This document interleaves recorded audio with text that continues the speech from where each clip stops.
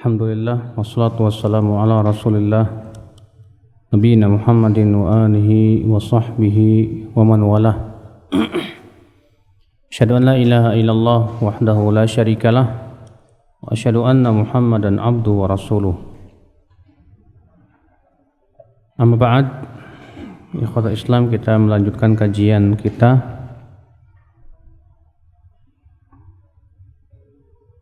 hadis yang ke 1169. Ya, betul Pak. Hadis yang dikeluarkan Imam yaitu oleh Abul Hasan bin As-Salt, di mana ia berkata, haddatsana Muhammad bin Sinan bin Yazid Al-Qazzaz Al-Basri. Ia berkata, haddatsana Umar bin Habib Al-Qadhi dari Dawud bin Abi Hind, dan Auf dari Abu Uthman, dan Sulaiman At-Taimi dari Abu Uthman juga meriwayatkan dari Salman Al-Farisi. Ia berkata, Rasulullah SAW bersabda, man tawadda'a fi riwayatin fi baiti wa ja'a ilal masjidi fahuwa zairullahi azza wa jalla wa haqqun 'alal mazur an yukrimaz zair. Siapa yang berwudu lalu ia datang pergi ke masjid, dalam riwayat yang lain, siapa yang berwudu di rumahnya kemudian ia pergi ke masjid, maka ia adalah orang yang mengunjungi Allah Subhanahu wa taala dan sudah berhak yang dikunjungi untuk menghormati yang mengunjunginya.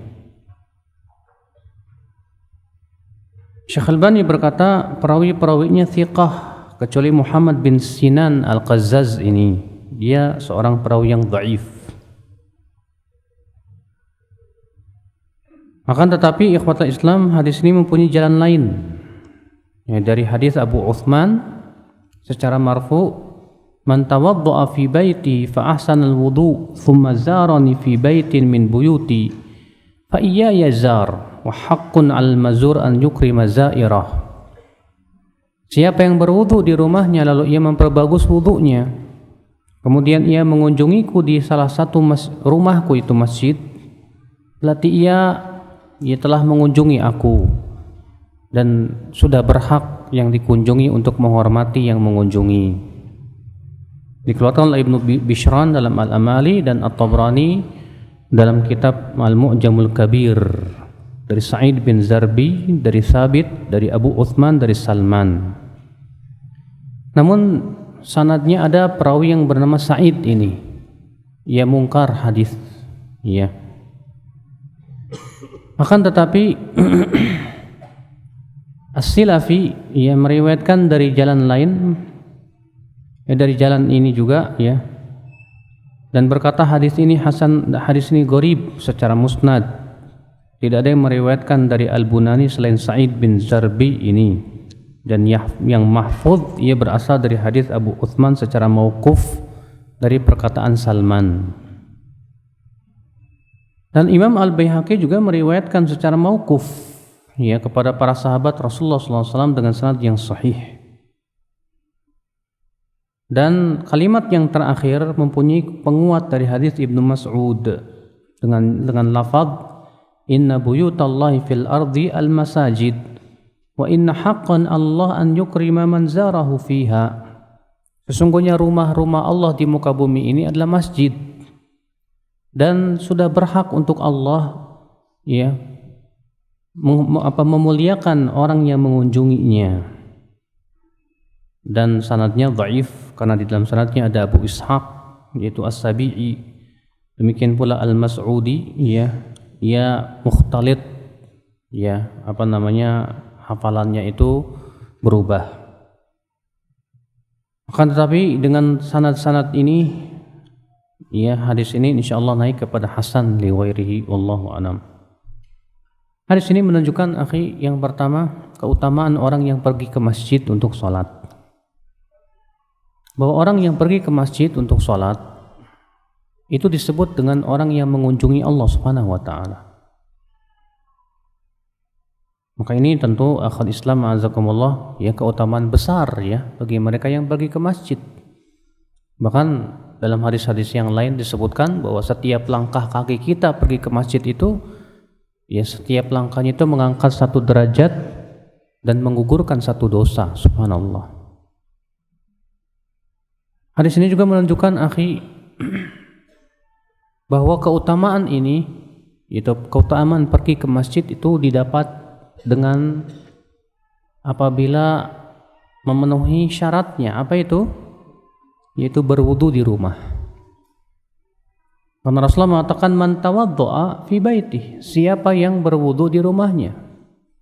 Kata-kata man ini ya dalam bahasa Arab mempunyai makna syarat. Artinya siapa yang berwudu di rumahnya ya lalu ia pergi ke masjid, maka ia orang yang mengunjungi Allah Subhanahu wa taala. Maka dari itu ya akhwat Islam ya, ini menunjukkan bahwa kalau kita pergi ke masjid, usahakan ya berwudu itu jangan di masjid, tapi di mana? Di rumah. Makanya hadis-hadis yang menunjukkan tentang keutamaan pergi ke masjid ya rata-rata menyebutkan tentang wudunya itu di rumah.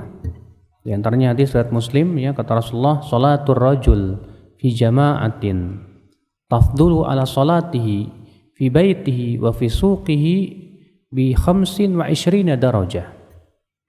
Wa dzalika annahu idza tawadda'a fi baitihi thumma kharaja ila al-masjid la yanhazu illa shalah la yuridu illa shalah lam yakhtu khutwatan illa rufi'at biha darajah wa huttat anhu biha khati'ah. Kata Rasulullah, salat seseorang berjamaah di masjid itu lebih baik daripada salat seseorang di rumah atau di pasarnya 25 kali lipat.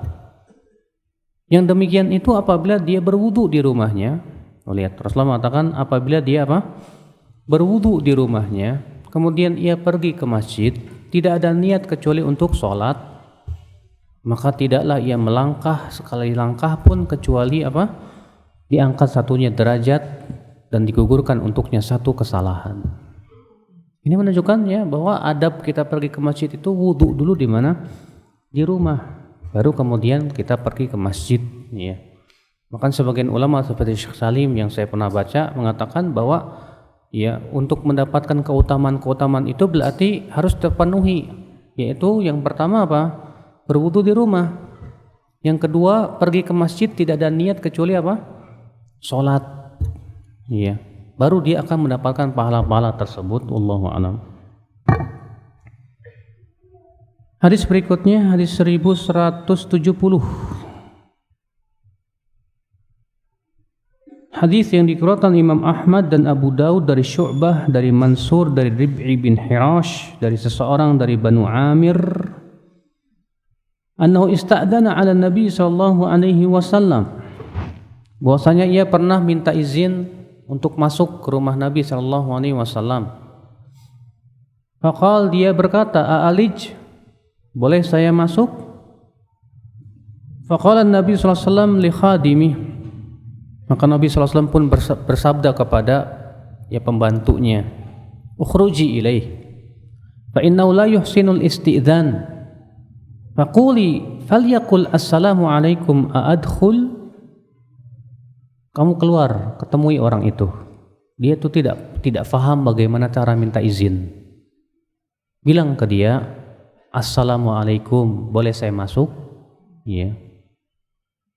Syekh Albani berkata sanadnya sahih, perawi-perawinya thiqat, perawi Bukhari dan Muslim, kecuali orang yang tidak disebut namanya tersebut. Namun itu tidak berbahaya. Kenapa? Karena dia seorang sahabat. Adapun sahabat ya tidak diketahui namanya pun nggak masalah selama dia seorang sahabat. Kenapa? Karena semua sahabat itu adil.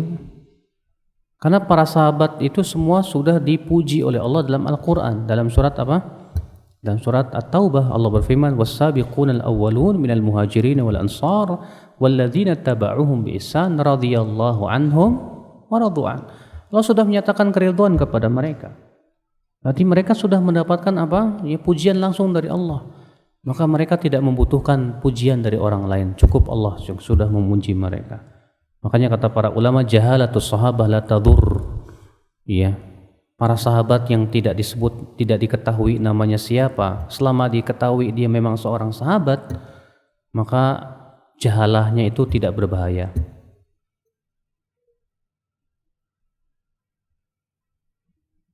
Hadis ini kita ambil faidah, akhi, tata cara bagaimana cara minta izin kalau kita mau masuk ke rumah orang, ya. Bagaimana cara minta izin? Di sini Rasulullah SAW memberikan kepada kita bimbingan. Apa itu? Ya, kita ucapkan Assalamualaikum. Adkhul, boleh saya masuk? Begitu. Ya. Dalam satu riwayat yang lain Rasulullah SAW ya mengetuk pintu dengan ujung-ujung jari. Ya, tok tok tok tok begitu. Bukan pakai ini, Pak. Buk buk buk buk buk buk. Itu enggak adab. Tapi diketok aja. Kemudian ya, di antara adabnya juga kata para ulama, ketika kita mengetuk pintu jangan menghadap ke pintu, tapi menghadaplah ke kanan atau ke kiri supaya pas dibuka tidak langsung melihat ke dalam rumah. Ya, yang berakibat akhirnya kita bisa melihat aurat dan yang lainnya. Dan ternyata adabnya juga ya, kalau dari dalam dia bertanya man, siapa di luar, maka hendaknya menjawab dengan nama. Nggak boleh menjawab saya. Dalam suatu riwayat Abu Daud ya, bahwa ada seorang sahabat minta izin, kemudian Rasulullah mengatakan man fil kharij, siapa yang ada di luar? Kata dia, ana, aku, ya Rasulullah. Kata Rasulullah, aku. Siapa aku? Ya, Rasulullah tidak suka itu. Maka jawab dengan nama. Ya. Hadis ini akhwan Islam azakumullah wa yakum menunjukkan juga bahwa apabila ada tamu yang minta izin tanpa mengucapkan salam, maka kita ajari dia. Ya, kalau dia tok tok tok, ya, nggak mau ngucapin salam, dan antum keluar bilang, antum ngucapin salam dong, adabnya salam, assalamualaikum gitu. Ya, ajarkan, karena Rasulullah SAW mengatakan, menyuruh pembantunya begitu, ukhruji, kamu keluar, temui orang itu dan bilang, ucapkan assalamualaikum. Ya. Hadis ini juga menunjukkan ya akhwan Islam, perintah untuk mengucapkan salam apabila kita hendak masuk rumah. Apa manfaatnya salam? Manfaatnya banyak, akhi. Manfaat yang pertama sebagai doa. Manfaat yang kedua untuk tabarruk, mengharapkan keberkahan dari salam tersebut. Manfaat yang ketiga, mencegah setan untuk ikut masuk ke rumah. Karena disebutkan dalam riwayat Muslim ya, apabila seseorang masuk ke rumah dan dia tidak berzikir kepada Allah, setan akan berkata, malam ini aku mendapatkan tempat tinggal. Dan apabila ia masuk ke rumah dan menyebut nama Allah, setan akan berkata, malam ini aku tidak mendapatkan tempat tinggal. Ya, maka kalau ada orang masuk ke rumah tanpa mengucapkan salam, berarti setan ikut masuk ke rumah. Dan ini bahaya untuk kita ya akhwat Islam. Kalau setan ikut masuk ke rumah, ya setan akan mengganggu kita. Setan akan ikut serta dalam aktivitas kita, makan kita dan yang lainnya. Ya. Kemudian manfaat yang keempat apa? Mengucapkan salam sebelum masuk ke rumah. Manfaat yang keempat bahwa orang yang mengucapkan salam itu akan mendapatkan jaminan dari Allah Subhanahu wa taala. Di antara hadis yang menunjukkan ini yang disebutkan oleh Al-Imam Al-Mundhiri dalam kitab Sahih Targhib, ya, bahwa ada 3 orang yang mendapatkan jaminan dari Allah, di antaranya orang yang masuk ke rumah dengan mengucapkan salam. Ya, Allahu a'lam. Hadis 1171. Hadis yang dikeluarkan Imam Ahmad dalam musnadnya dari Abdullah bin Nujay dari ayahnya, bahwa ia berjalan bersama Ali dan ia orang yang membawa tempat bersucinya. Ya. Lalu kemudian Ali bin Abi Thalib menyeru, "Isbir Aba Abdillah, isbir Aba Abdillah bisyatil Furat." Ya, bersabarlah wahai Abu Abdillah, bersabarlah wahai Abu Abdillah di pinggir sungai Efrat. Aku berkata, "Wa madza? Maksudnya apa hai Ali?" Berkata Ali bin Abi Thalib, "Dakhaltu 'ala Nabi sallallahu alaihi wasallam dzata yaumin wa 'ainahu ya tafidan." Aku pernah masuk ke rumah Nabi sallallahu alaihi wasallam. Sementara kedua mata beliau berlinang air mata. Qultu ya Nabi Allah, aghdabaka ahadun? Ma sya'nu 'ainaika tafidan? Ya. Lalu aku berkata, "Hai Nabi Allah, apakah ada orang yang membuat engkau marah? Mengapa engkau menangis ya Rasulullah?" Maka Rasulullah SAW bersabda, "Bal qama min indi Jibril qablu fahaddatsani anna al-Husain yuqtal bi syattil Furat." Tidak, kata Rasulullah, tapi barusan Jibril pergi dariku dan ia menceritakan, mengabarkan kepadaku bahwa Husain, yaitu cucunya Rasulullah, akan dibunuh di Syattil Furat, yaitu di pinggir sungai Efrat di padang Karbala namanya. Faqala hal laka ila an ashummaka min turbatih? Jibril berkata, "Maukah engkau, hai Muhammad, aku ciumkan kepada engkau tanah di mana tanah tersebut di atasnya wafat Husain?" Qultu ya. Famadda yadahu faqabada qabdatan min turabin fa'a'taniha. Falam amlik aynayya an anfadata. Aku berkata ya.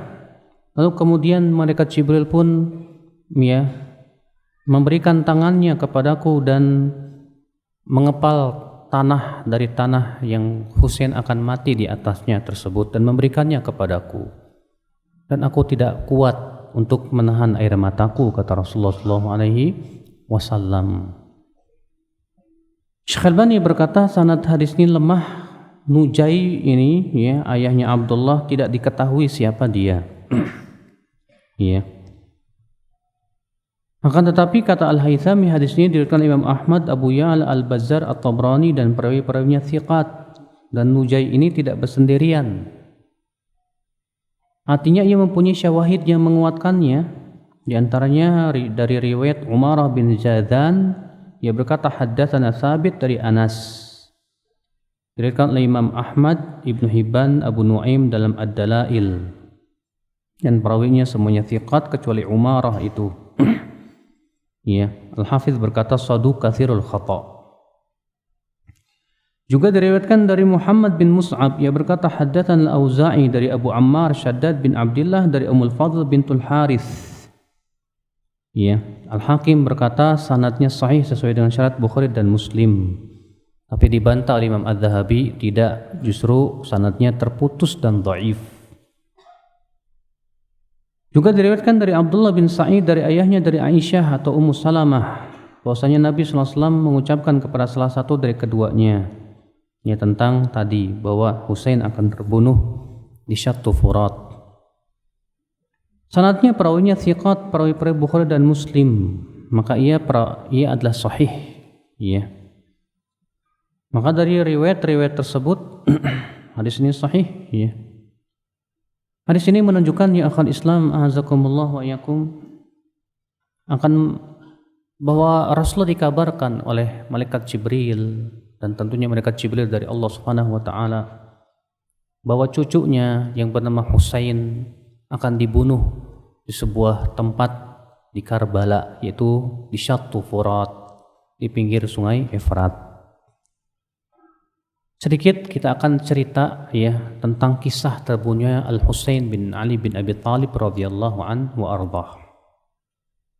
Ketika Yazid bin Muawiyah pada tahun 60 Hijriah dibaiat menjadi khalifah, di mana ayahnya yang bernama Muawiyah meninggal dunia, dan kemudian diangkatlah setelah Muawiyah Yazid bin Muawiyah ini.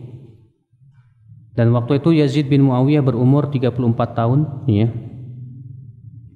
Maka dia dibaiatlah Yazid bin Muawiyah.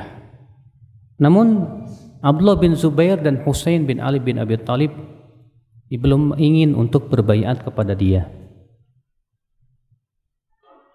Dan ketika keduanya diminta untuk berbaiat, Abdullah bin Zubair berkata, ya, saya akan melihat dulu nanti. Lalu kemudian Abdullah bin Zubair pun pergilah ke Mekah.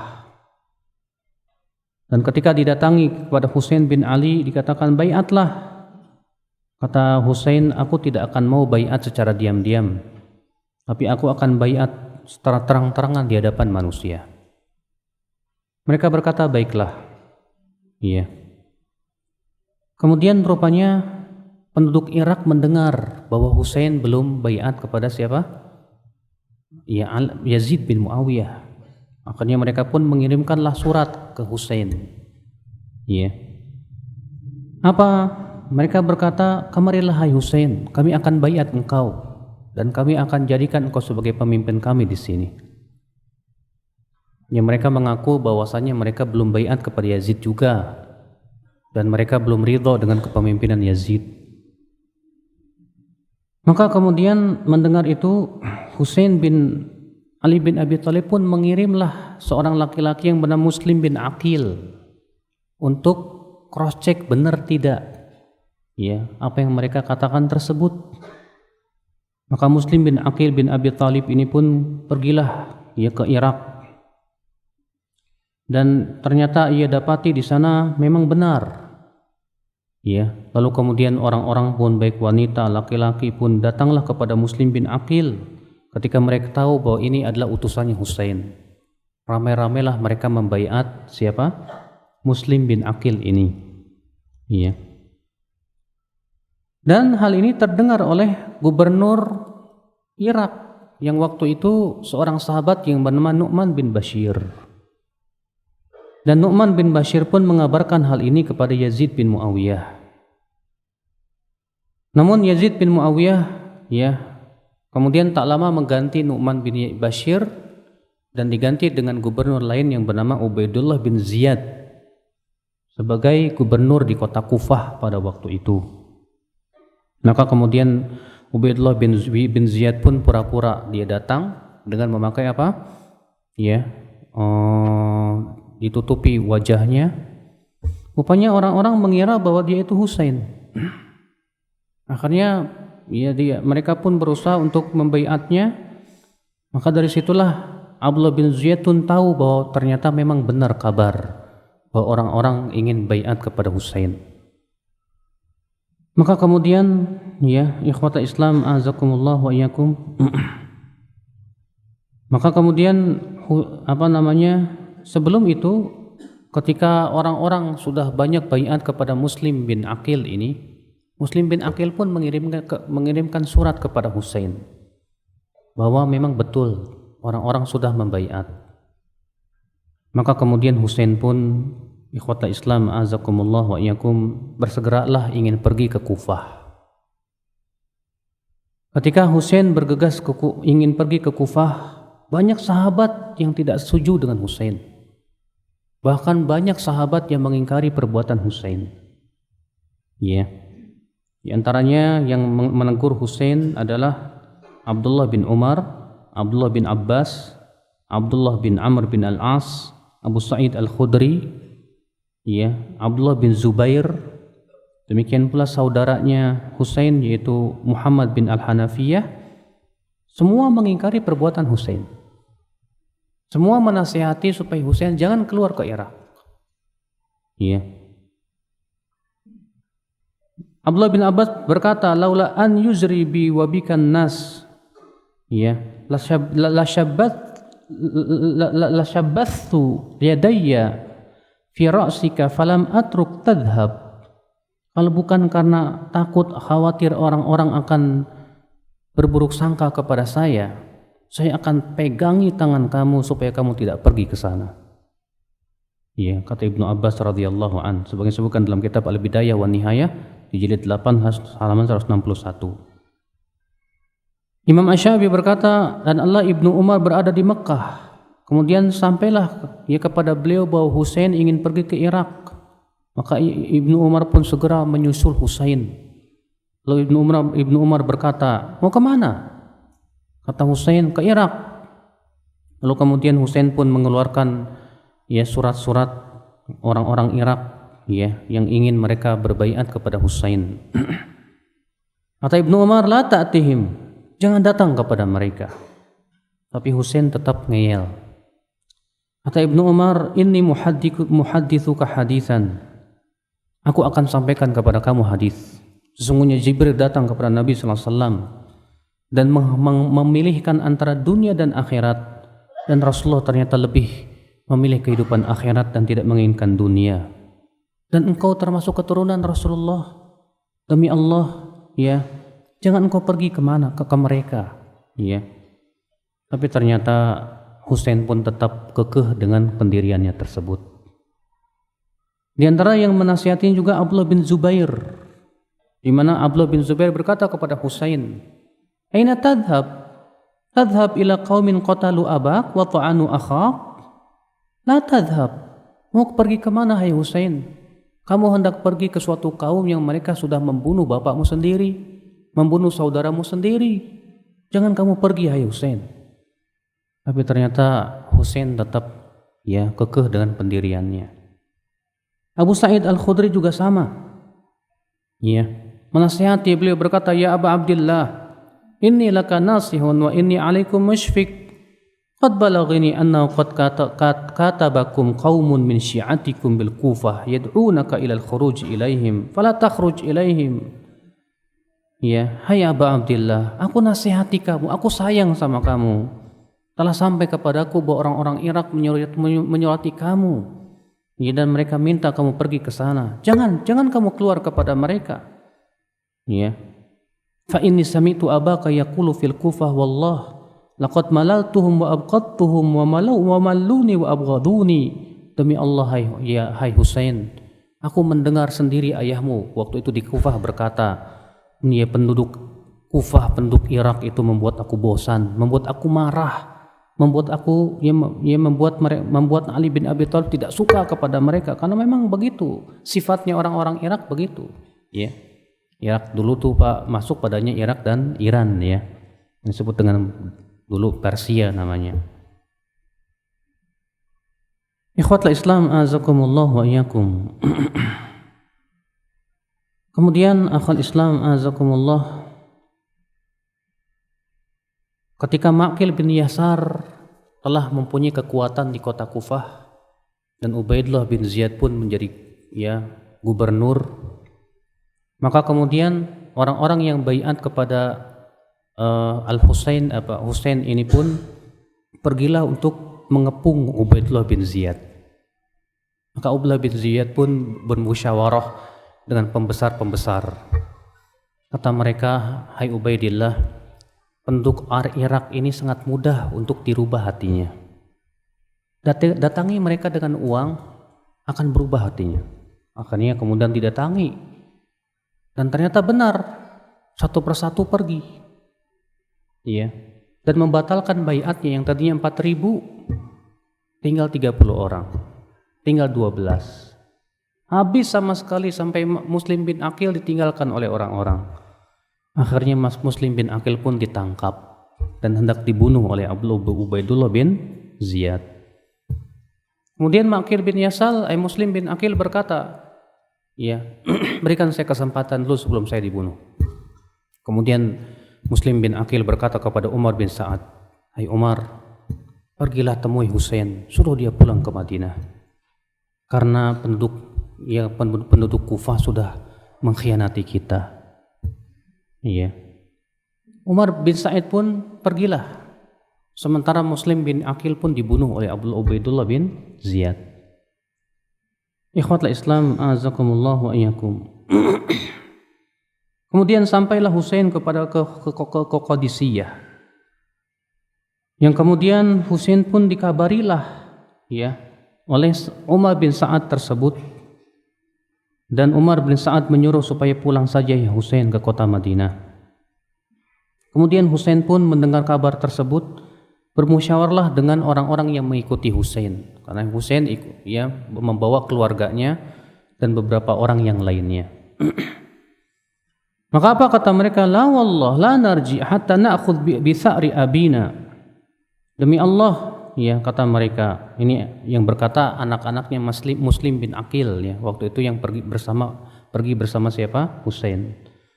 Tidak, demi Allah kita tidak akan kembali sampai kami membalas dendam terhadap darah ayah kami yang dibunuh oleh si Ubaidullah bin Ziyad itu.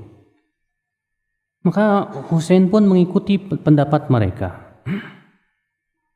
Kemudian ketika Ubaidullah bin Ziyad tahu bahwa Husain bin Ali bin Abi Thalib tetap keluar, maka ia pun menyuruh Al-Hur bin Yazid At-Tamimi untuk keluar bersama 1.000 orang untuk menemui Husain. Kemudian Al-Hur bin Yazid bersama pasukannya 1.000 orang ini bertemulah dengan Husain dengan pengikut-pengikutnya tersebut. Lalu Al-Hur berkata, ila aina ya ibna binti Rasulillah? Mau pergi kemana hai anak wahai cucu Rasulullah SAW? Kata Husain, ke Irak. Kata Al-Hur, fa inni amuruka an tarji wa alla yabtaliyani Allah bik, irji min haitsu atait aw idhhab ila Syam ila haitsu Yazid la tuqdim ila al-Kufah. Aku perintahkan kamu hai Yazid untuk pulang saja. Jangan sampai terjadi antaraku dengan engkau sesuatu. Pergilah dari tempat engkau datang, atau engkau pergilah ke Yazid. Jangan pergi ke Kufah, jangan, kata Al-Hur. Maka akhal Islam azakumullah wa iyyakum, rupanya Husain tidak mau mendengar perkataan Al-Hur. Maka Al-Hur bin Yazid pun kemudian terus mencegahnya. Dan Husain berkata, menjauhlah kamu dariku. Kata Al-Hur bin Yazid, demi Allah, kalaulah yang mengucapkan selain kamu, aku akan bunuh kamu. Tapi masalahnya kamu itu cucu Rasulullah, bagaimana aku akan membunuh kamu? Kata Al-Hur bin Yazid, Al-Hur bin siapa? Al-Hur bin siapa tadi? Bin Yazid, Kemudian Al-Husain pun berdirilah di Karbala tersebut. Lalu ia bertanya, ini tempat apa namanya? Kata mereka, ini Karbala. Kata Husain, Karbala, Karb dan Bala. Kemudian ketika pasukan Umar bin Sa'ad pun sampailah, dan waktu itu jumlahnya ada 4.000 orang. Dan mereka meminta supaya Husain pergi bersamanya ke Irak. Maka kemudian apa yang terjadi akhal Islam azakumullah wa iyyakum? Umar bin Sa'ad berkata, ini ukhayyiruka baina salasati umurin fakhtar minha ma syi'ta. Aku berikan kepada engkau pilihan antara 3 perkara. Silakan engkau pilih. Apa itu? Kata Husain. Antada'ani arji. Kata dia, apa itu? Kata Husain bin Ali bin Abi Thalib mengatakan, aku berikan kepada kamu pilihan 3 perkara saja. Apa itu? Kata dia. Kata Husain, pilihanku adalah yang pertama, antadani arji, biarkan aku pulang ke kota Madinah. Au adhab ila thugri min thughuril muslimin. Aku pergi ke perbatasan, di perbatasan kaum muslimin, aku ingin berjihad di sana. Au adhab ila Yazid hatta adha'a yadi fi yadihi bisyam. Atau aku akan pergi langsung ke Yazid bin Muawiyah untuk aku baiat dia. Lihat, Husain bin Ali bin Abi Thalib sudah rujuk dari pendapatnya, di mana beliau mengatakan, biarkan aku diberikan 3 keadaan ini. Aku yang pertama,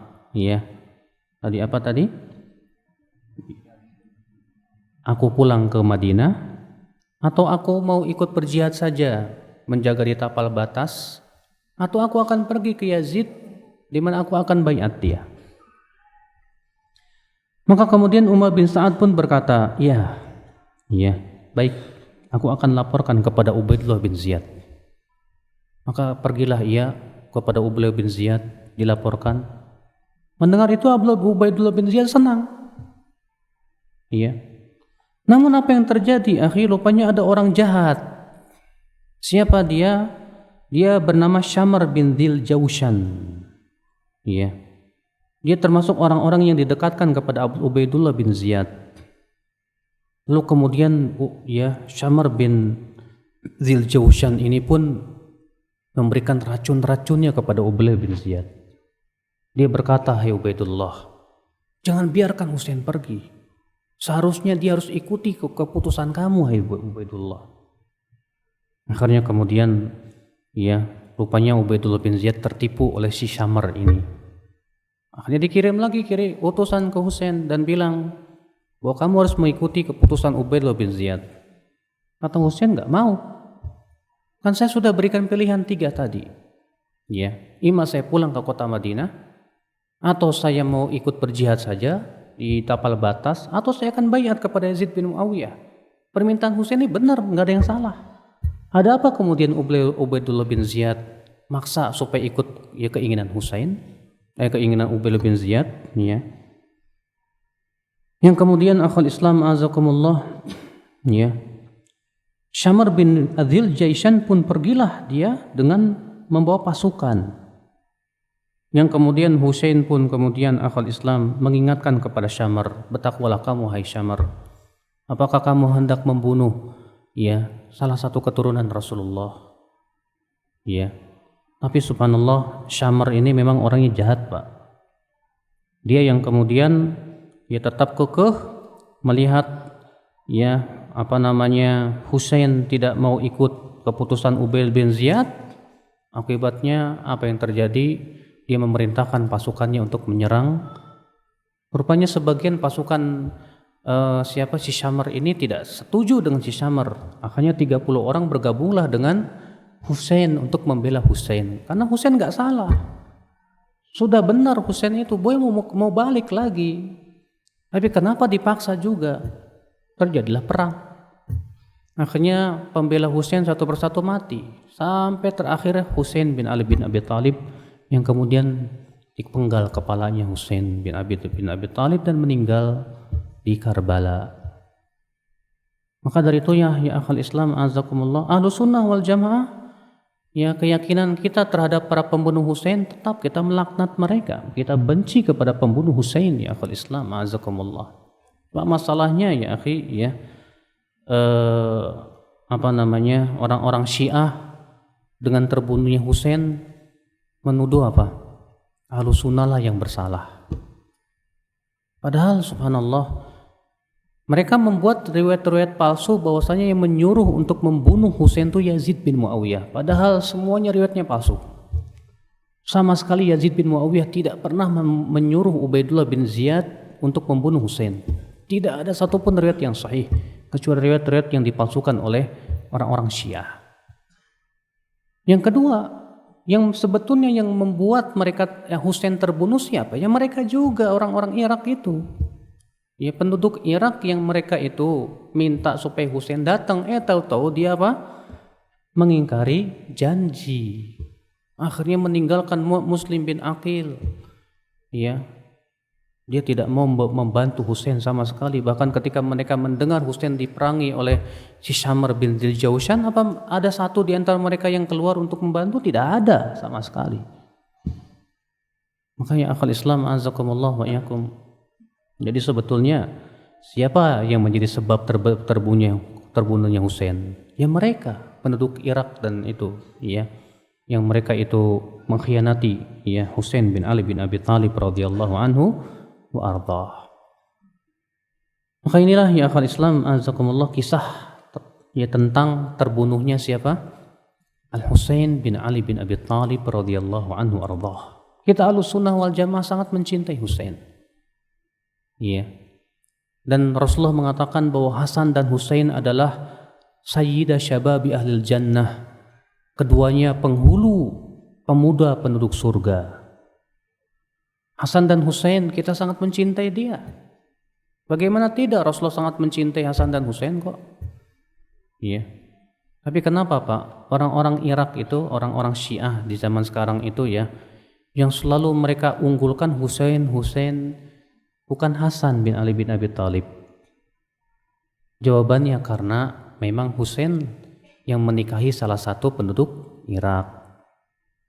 Sebetulnya itu ya sebuah niat yang tersembunyi busuk. Dia ingin kembali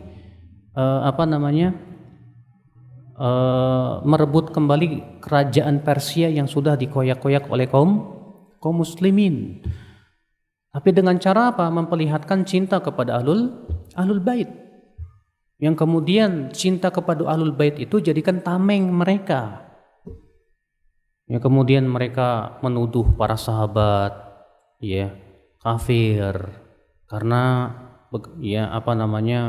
tidak mau membaiat Ali bin Abi Thalib, yang seharusnya katanya Ali bin Abi Thalib menjadi khalifah, kemudian malah diangkat Abu Bakar, Umar, Utsman, padahal seharusnya kata mereka yang berhak menjadi khalifah itu Ali. Dan ternyata yang menghembuskan pemikiran ini siapa? Abdullah bin Saba, seorang Yahudi yang pura-pura masuk Islam. Sebagian disebutkan dalam riwayat yang sahih yang disebutkan oleh Dr. Umar bin Fallata dalam kitab beliau Al-Wadh' fil Hadits. Ikhwatal Islam, a'azakumullah wa iyyakum. Nah ini a'azakumullah. Jadi Ahlus Sunnah melaknat orang yang membunuh siapa? Husain. Ahlus Sunnah membenci orang yang membunuh Husain. Ahlus Sunnah mereka yang paling mencintai Ahlul Bait ya akhul Islam dan paling menghormati Ahlul Bait. Ya. Allahu a'lam. Nah di sini kita ambil faidah yang pertama,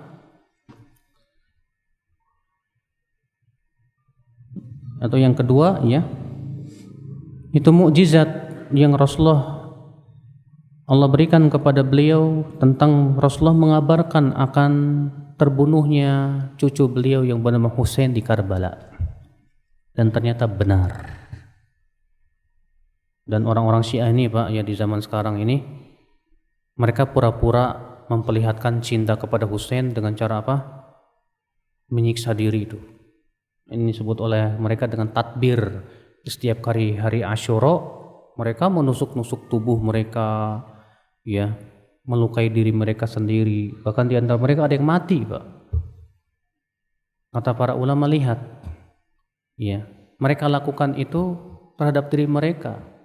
Mereka menyiksa diri mereka sendiri sebelum disiksa pada hari kiamat. Sebetulnya mereka mengakui kesalahan mereka dahulu. Sebab karena apa? Karena mereka sebetulnya yang pertama kali menjadi sebab terbunuhnya Husain bin Ali bin Abi Thalib radhiyallahu anhu arda. Maka akhul Islam azakumullah wa iyyakum. Maka ini tentang sikap Ahlus Sunnah wal Jamaah terhadap terbunuhnya Husain bin Ali bin Abi Thalib radhiyallahu anhu arda. Semoga Allah mengampuni beliau dan mengangkat derajat beliau di dalam surga, dan beliau telah disaksikan oleh Rasulullah bahwa ia termasuk penduduk surga. Wallahu a'lam. Taib hadis 1172 ya. Hadis yang diriwayatkan Ad-Darimi dan Ibnu Majah dari hadis Al-Harits bin Nabhan, ia berkata haddatsana Asim bin Bahdalah dari Mus'ab bin Sa'ad dari ayahnya secara marfu', bahwa Nabi sallallahu alaihi wasallam bersabda, khiyarukum man ta'allama al-Qur'ana wa 'allamah. Sebaik-baik kamu adalah yang mempelajari Al-Qur'an dan mengajarkan Al-Qur'an. Syekh Albani berkata sanad ini lemah karena dalam sanadnya ada Al-Harits ini lemah. Akan tetapi ia menjadi kuat dengan syawahid-syawahidnya. Di antaranya dari hadis Ali secara marfu, di antaranya dari hadis Anas, Dan hadisnya juga mempunyai syawahid lain dari Bukhari dan Abu Daud dan Tirmidzi dengan lafaz khairukum man ta'allama al-Qur'an wa 'allamah. Sebaik-baik kamu adalah yang mempelajari Al-Qur'an dan mengajarkan Al-Qur'an. Dan juga Ad-Darimi meriwayatkan akhbarana Muhammad bin Yusuf, ia berkata haddatsana Sufyan dari Hisham bin Urwah dari ayahnya dari Aisyah. Khairukum tidak, ini beda hadisnya, maaf ya. Hadis ini menunjukkan akhi azakumullah wa iyyakum, keutamaan orang yang mempelajari Al-Quran dan mengajarkannya, di mana Rasulullah mengatakan bahwa sebaik-baik kamu adalah yang mempelajari Al-Quran dan mengajarkan Al-Quran. Maka dari itu ya akhi, setiap kita berusaha ya semaksimal mungkin untuk mempelajari Al-Quran, mengkaji Al-Quran. Sudah berapa ayat yang sudah kita pelajari? Iya. Sudah berapa ayat yang sudah kita fahami makna dan tafsirnya ya akhi? Ingat, jangan sampai Al-Quran pada hari kiamat itu menjadi apa? Bumerang yang akan menyeret kita ke dalam api neraka. Jangan sampai. Maka kita berusaha ya. Dahulu kata Utsman bin Affan, kami dahulu mempelajari Al-Quran di zaman Rasul itu 10 ayat. Dan kami tidak akan mau menambah sampai kami memahami 10 ayat tersebut dan mengamalkan isinya. Itu demikian ya. Abdullah bin Umar mempelajari surat Al-Baqarah 8 tahun. Umar bin Khattab mempelajari Al-Baqarah 11 tahun. Maka kita berusaha ya mengkaji, mempelajari ayat demi ayat, kita fahami ya. Bagaimana tadabburi kata per katanya, kemudian juga penafsirannya, hukum-hukumnya. Coba kita pelajari dari itu. Allahu a'lam. Kita lanjutkan insyaallah setelah salat Isya. Wabillahi taufik. Assalamualaikum warahmatullahi wabarakatuh.